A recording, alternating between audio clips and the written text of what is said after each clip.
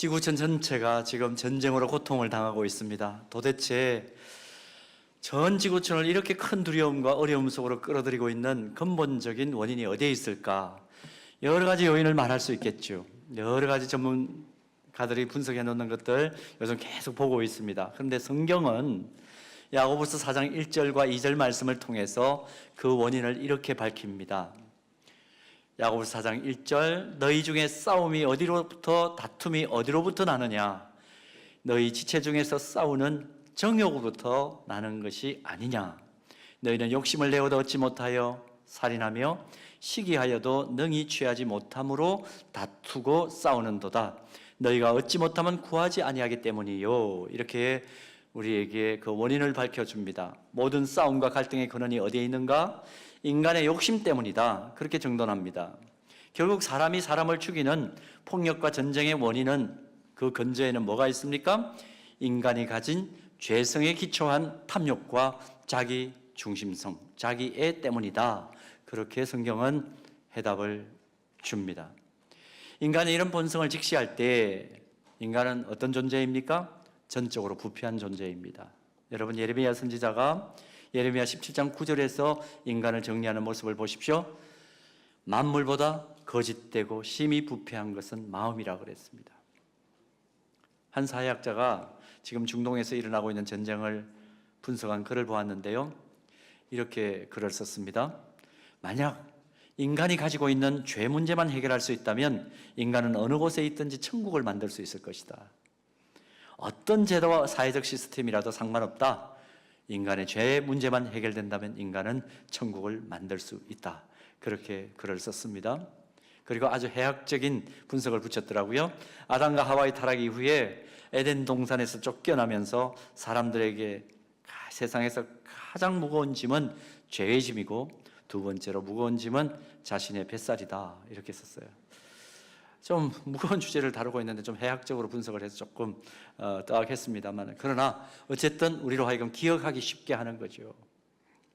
삶의 모든 딜레마는 죄의 문제가 연결되어 있다 하는 것을 강조한 것입니다. 그런데 오늘 본문 7절을 한번 보십시오.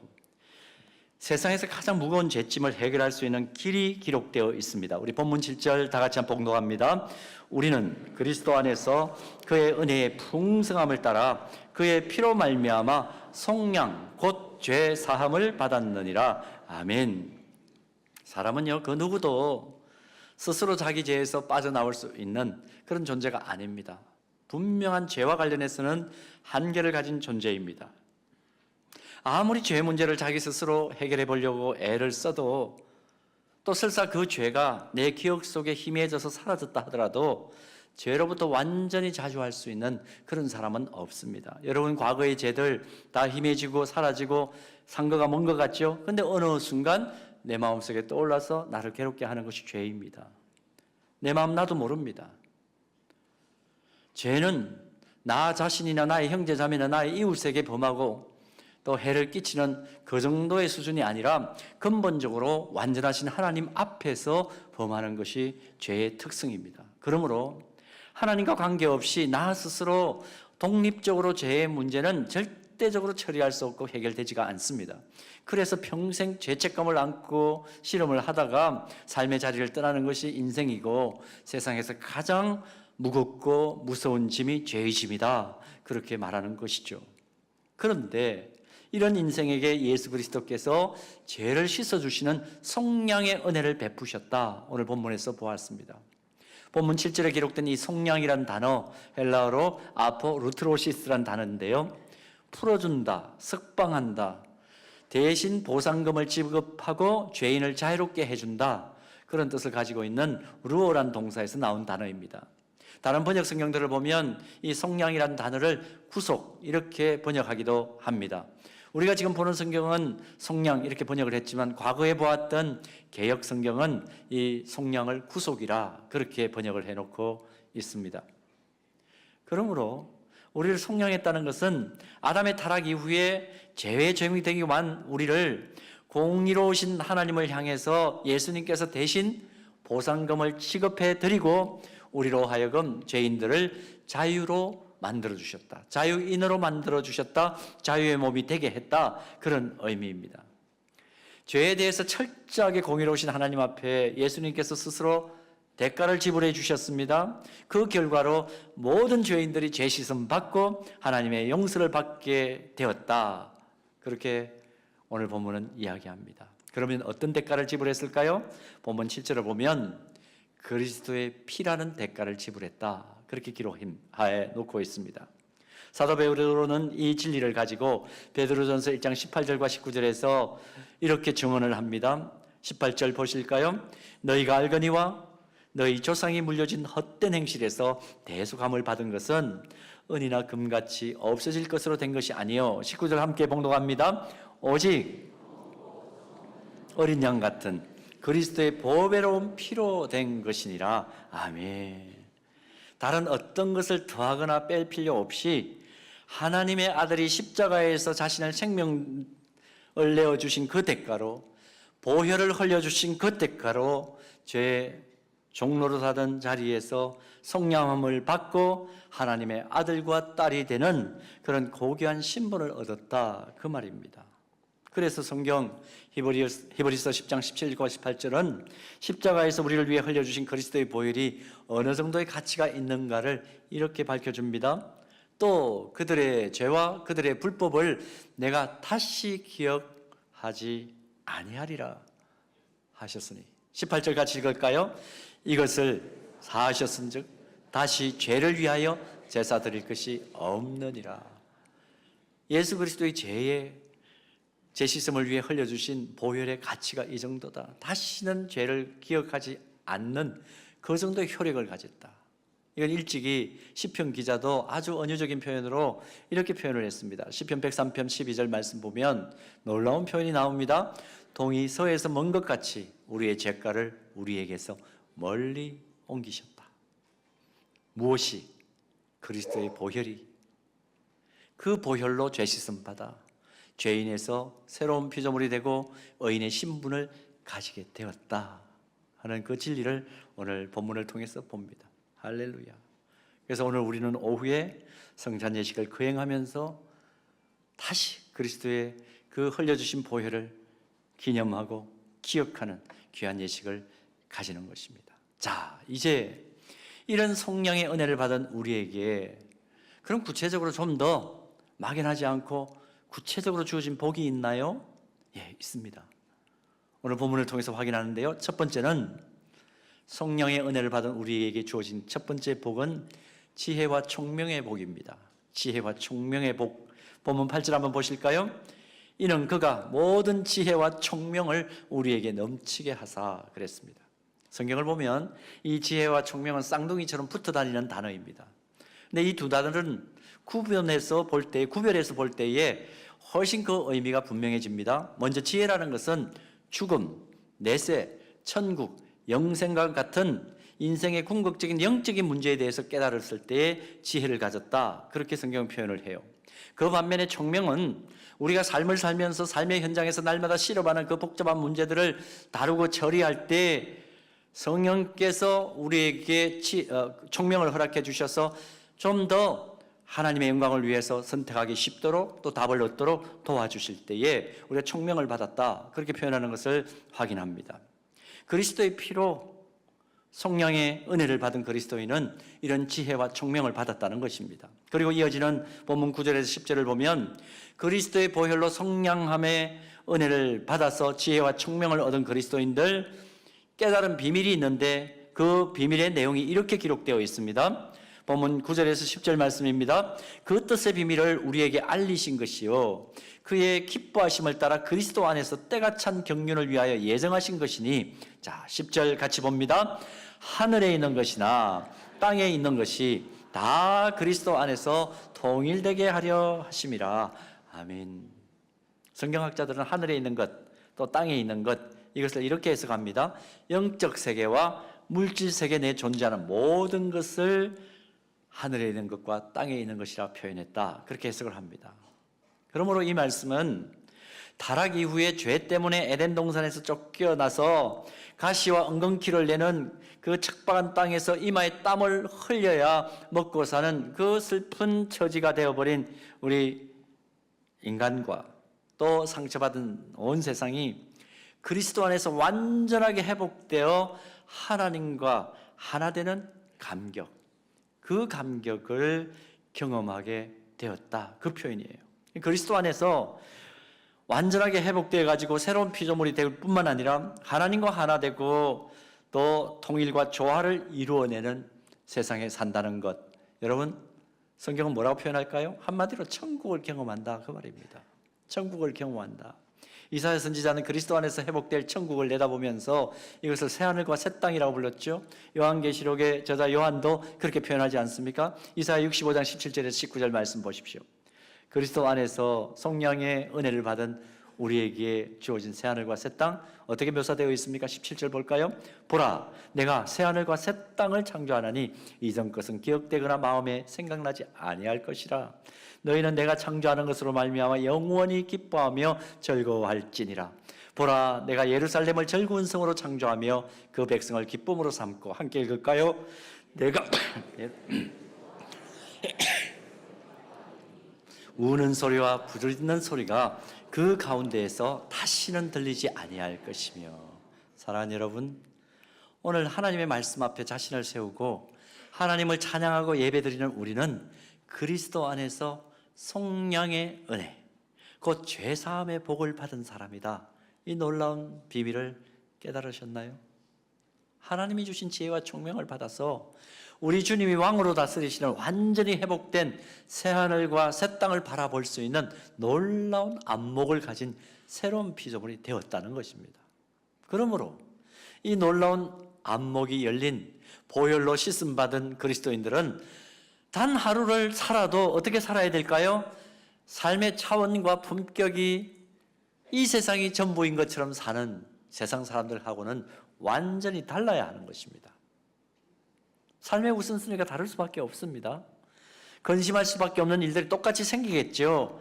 그러나 세상 사람들과는 차원이 다른 근심을 우리 그리스도인들은 하며 사는 겁니다. 점점 그리스도를 닮아가는 그 과정 속에 내 마음을 그리스도께서 주인으로 다스리기 시작한다. 그 사실을 깨닫기 시작했기 때문에, 지혜와 총명으로 알았기 때문에 우리는 천국을 미리 맛보는 그런 경험을 하면서 살아가니까 사람들을 대하는 말과 태도와 표정이 다를 수밖에 없는 것입니다. 결국 이런 맥락에서 주님의 교회는 어떤 공동체입니까? 성령의 은혜를 받은 사람들. 그래서 새로운 피조물이 되어가지고 새하늘과 새 땅을 영적인 눈을 열어보는 사람들이기 때문에, 그 사람들이 모인 공동체이기 때문에 어때요? 주님 다시 오실 때까지 이 세상이 전부인 것처럼 살아가는 사람들에게 새로운 맛을 보여주는 거죠. 그리고 우리와 함께하면 이 놀라운 성령의 은혜를 경험할 수 있다는 것을 전하며 사는, 또 그들이 우리의 삶을 통해서, 말을 통해서, 표정을 통해서 관심을 가지게 될 때 그들이 가지고 있는 그 관심이 점점점 성장하고 자랄 수 있도록 돕고 세우는 사명을 감당해야 될 그 공동체가 바로 교회라는 이 세상에서 가장 독특한 공동체인 것입니다. 오늘 그리스도 안에서 성량함을 받은 새로운 피조물이 된 복을 받은 우리가 이 사명을 감당해야 될 주인공이로구나 하는 것을 다시 한번 깨닫게 되기를 소원합니다. 자, 그런가 하면 성령의 은혜를 받은 우리에게 또 하나 주어진 구체적인 복은 뭘까요? 그 안에서 기업이 되는 복입니다. 본문 11절 한번 볼까요? 다 같이 봉독합니다. 모든 일을 그의 뜻의 결정대로 일하시는 이의 계획을 따라 우리가 예정을 입어 그 안에서 기업이 되었으니, 그 안에서 기업이 되었으니, 이 말씀의 구체적인 의미는 그리스도 안에서 자신의 몫을 할당받았다, 그런 의미입니다. 자신의 몫을 할당받았다. 무슨 의미일까요? 하나님께서 나를 하나님의 기업으로 삼으셨다, 그 의미 아닙니까? 어떤 의미일까요? 기업으로 삼으셨다? 바로 하나님의 소유를 받을 수 있는 특별한 권리를 가지게 되었다. 그런 의미입니다. 여러분, 이 세상에 그 어떤 사람이 아무 대가를 바라지 않고, 물론 그런 사람들이 종종 있긴 합니다만은, 아무 대가를 바라지 않고 자신이 가진 소유를 우리에게 그냥 이전시켜 주지는 않습니다. 명의 이전을 시켜주지는 않습니다. 세상의 이치가 그렇지 않습니까? 그런데 성령의 복을 받은, 은혜를 받은 우리에게 하나님께서 아무 대가를 요구하지 않으시고 자신의 소유를 나누어 받을 수 있는 자녀로서의 특권을 부여해 주셨다. 그 말씀이 오늘 본문 11절에 나오는 그 안에서 기업이 되었다, 그 말입니다. 이 사실을 사도 바울은 로마서 8장 16절과 17절에서 또 이렇게 증언합니다. 우리 같이 한번 볼까요? 다 같이 봉독합니다.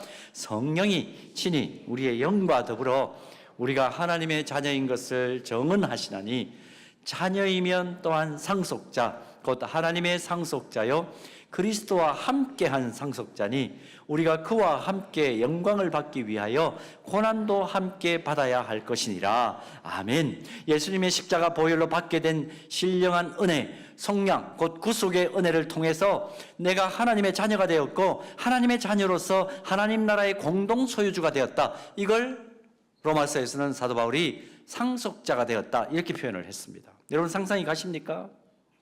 예수 그리스도를 내 삶의 주인으로 고백하고 신앙생활을 하는 것이 얼마나 이게 황홀한 일인지 여러분 보고 계십니까? 우리는 하나님이 가지신 것을 나의 소유로 부여받을 만큼 하나님께서 가장 소중하게 생각하고 애정을 담아서 다루는 존재들이다. 그 사실을 오늘 여기서 깨닫습니다. 자, 이런 맥락에서 한번 이런 생각을 해볼까요? 자, 자녀들이 부모님 댁을 갑니다. 우리가 간다고 채워봅시다. 부모님 댁에 갈 때 어떻게 하십니까?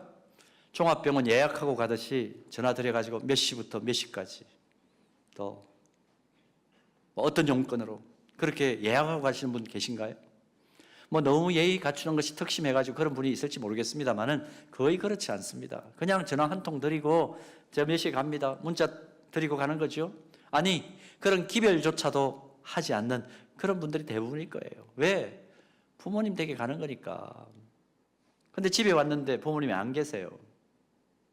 어떻게 하십니까? 부모님 오실 때까지 그 앞에서 차를 타고 기다리십니까?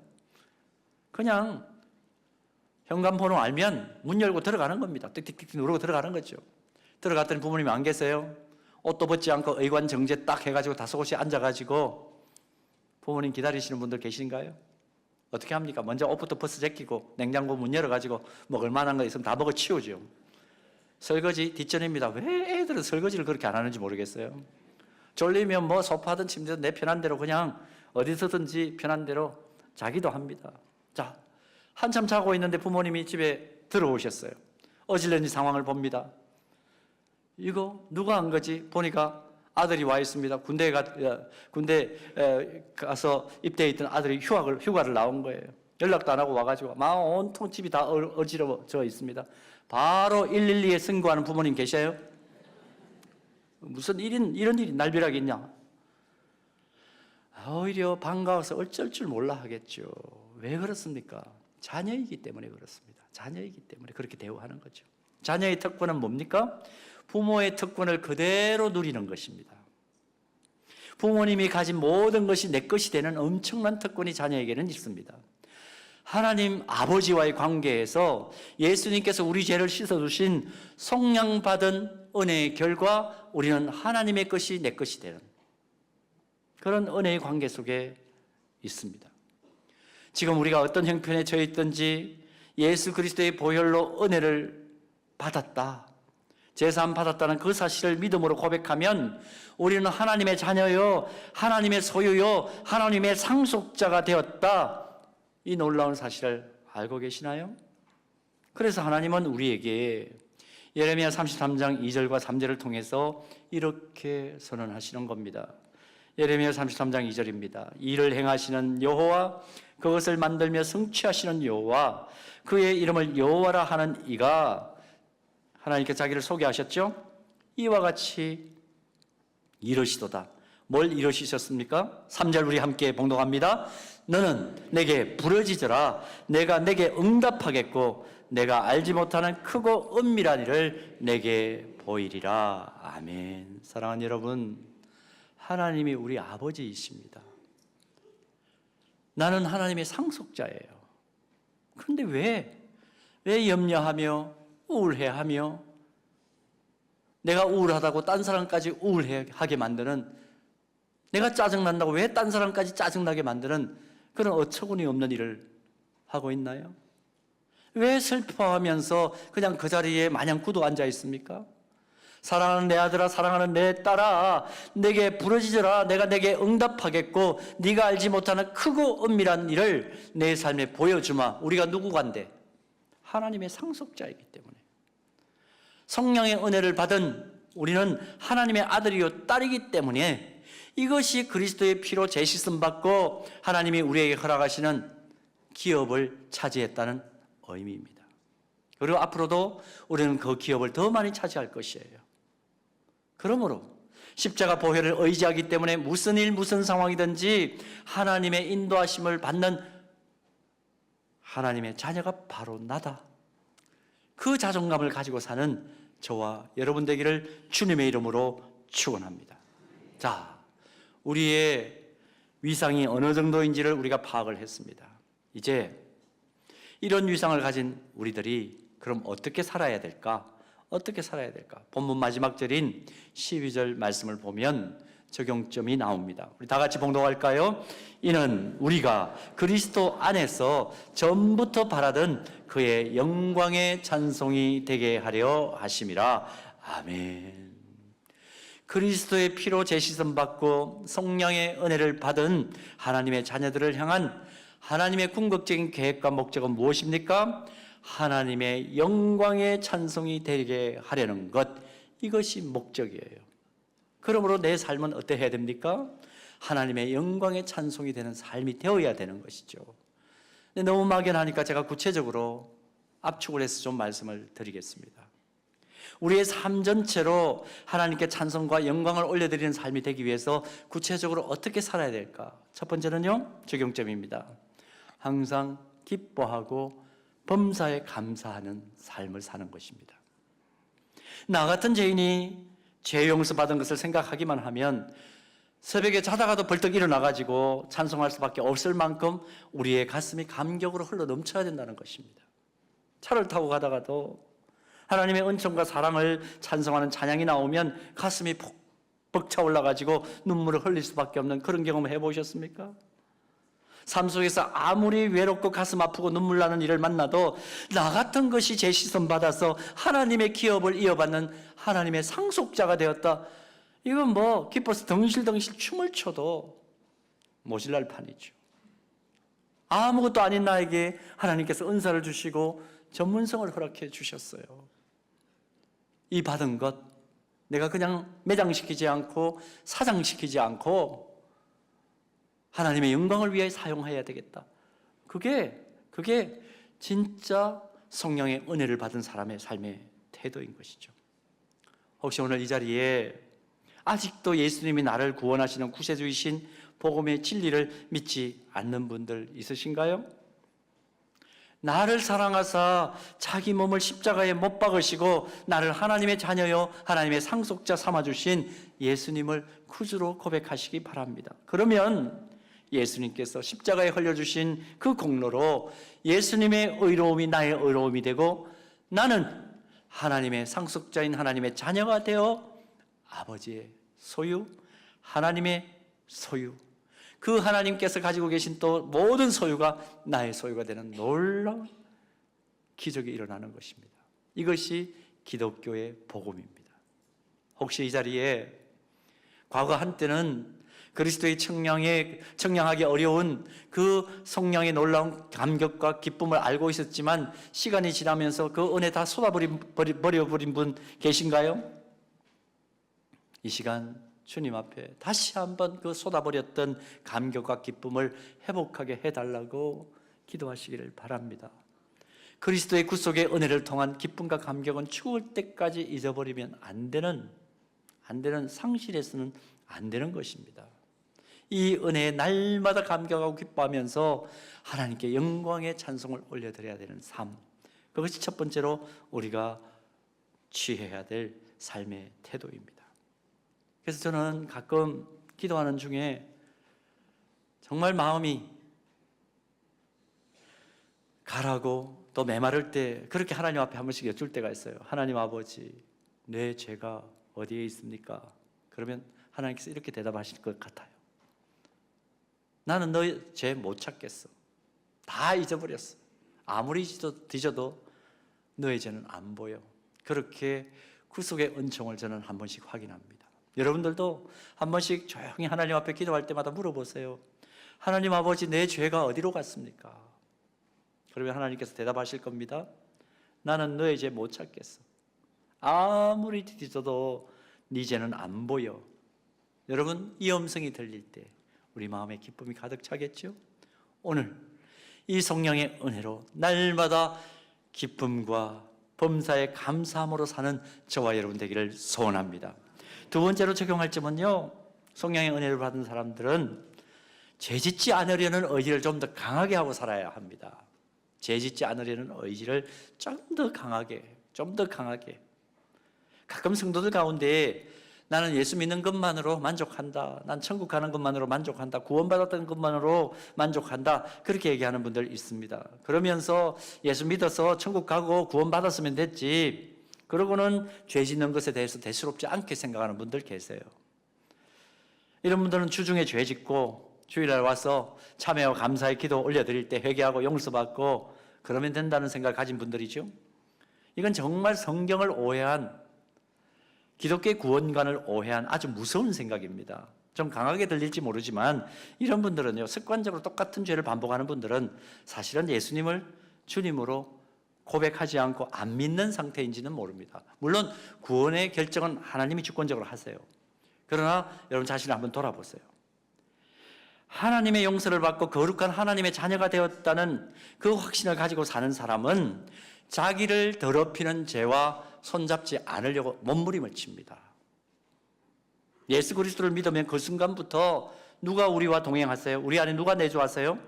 거룩의 영이신 성령께서 우리 안에 내주하시기 시작합니다. 그래서 성경은 우리에게 뭐라고 가르쳐 줍니까? 너희는 성령이 내주하는 뭐라고요? 성전이라. 그렇게 우리를 일컬어 주잖아요. 그러므로 진짜 그리스도를 주로 고백하면 습관적인 죄로부터 나를 지키려고 하는 거룩한 방어 본능, 방어 기제가 작동하기를 시작하는 것입니다. 진짜 성도, 삶 속에서 죄를 멀리하고 죄악된 것에서 도망을 가려고 거룩하게 살려는 강력한 의지가 있을 때 우리는 성령받은 은혜를 경험한 사람입니다. 세상이 악하기 때문에 또 유혹이 너무 많기 때문에 어쩌다가 우리가 실수하고 잘못을 범할 수는 있죠. 그때는 하나님 앞에 와서 회개하고 용서를 받으면 되지만은 잘 기억하십시오. 고의적으로 알면서도, 그리고 또 상습적으로 죄된 것을 알면서도 계속해서 연결하고 있다면 근본적으로 우리는 떠나야 하는 것입니다. 성령의 은혜를 받은 우리 모두를 거룩한 성령께서 붙드셔서 죄를 대적하는 그 능력이 배가 될 수 있도록 늘 기도하며 이기는, 승리하는 주의 백성 되기를 주님의 이름으로 축원합니다. 한 가지만 더 봅니다. 우리가 삶을 살아가면서 성령의 은혜 받은 사람으로서 하나님께 영광이 되는 삶을 어떻게 살 것인가? 여러분, 내가 간직하게 된 기쁜 소식, 복음을 나만 가지고 있지 않고 다른 사람에게 전하는 삶, 하나님의 영광을 위하여 사는 삶입니다. 지금 세상을 보세요. 여전히 죄악으로 가득 찬 세상입니다. 아직도 복음 앞에 돌아오지 못한 사람이 전 세계 인구의 아닙니다. 솔직하게 말하면 복음적 기독교인은 한 2, 3%밖에 되지 않을 거예요. 전 세계 인구의 아직 대다수가 복음 앞에 돌아오지 못하고 있습니다. 좀 고상해 보이고 겉으로 보기에는 멀쩡하고 신뢰할 만하고 믿었던 사람들도 제대로 예수님 안 믿으니까 그 이면이 엉망진창인 것 우리 순간순간 확인하지 않습니까? 이런 세상을 가만히 놔두면 세상은 더 악해질 것이 뻔하다. 우리 충분히 내다보고 있지 않습니까? 아직 복음의 길을 모르고 영원히 심판받아 영원한 벌에 떨어질 사람들에게 구원의 복음을 전하는 거, 그거 하나님의 영광을 위하여 사는 삶이에요. 전할 때 어떻게 전해야 되겠습니까? 나는 이것 알고 있고 이 세계 안에 들어와 있으니까 너희들은 참 불쌍하다, 혀를 껄껄 차면서 그 사람들에게 무지막지하게 복음을 전하는 것이 아니라 예수님께서 십자가에 달려 죽기까지 겸손하게 모범을 보이시면서 복음을 전하는 것처럼 겸손하고 온유하고 지혜롭게 딱 그 사람의 눈높이에 맞게 복음을 전하는 훈련을 받아서 복음 전하는 것 필요합니다. 가정에서, 직장에서, 또 학교를 다닌다면 학교 캠퍼스에서 내 생활 반경 안에 접촉하는 모든 사람들 가운데 하나님 앞에 두 손 들고 나와야 될 그런 분들, 성령의 복음을 경험해야 될 분들, 그런 분들 놔두고 나 혼자 성령의 은혜 받았다고 그냥 뛰고 찬양하고 기뻐하면 안 된다는 거예요. 그들에게도 제시스의 복음, 성령의 은혜는 절대적으로 필요합니다. 그러므로 진짜 성령받아 하나님의 영광과 찬송이 되는 삶의 목표를 이루는 사람들은 디모데후서 4장 2절을 늘 기억하고 살아요. 무엇입니까? 너는 말씀을 전파하라. 때를 얻든지 못 얻든지 항상 입으라. 그래서 나의 영광이 되면 좋겠다. 나를 찬송하는 사람이 되었으면 좋겠다. 우리 주님께서, 하나님께서 그걸 요청하시는 거예요. 천국 갔을 때 여러분 이런 분들 만나면 얼마나 기쁠까요? 당신은 모르는지 모르지만 당신 때문에 내가 여기 왔어. 천국에서 그런 이야기를 들을 수 있는 저와 여러분 되기를 소원합니다. 이제 말씀을 마무리합니다.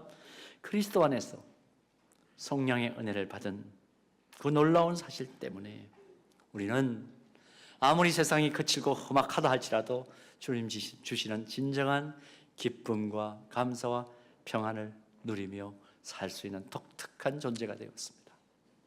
이 기쁨 가지고 한 주간 살고 이 감사 가지고 살아가면서 내가 가지고 있는 감사에 대해서 신기해서 물어오는 사람들에게 복음 전하며 복음 나누며 복음으로 섬기며 사는 우리 모두가 되기를 주님의 이름으로 축원합니다.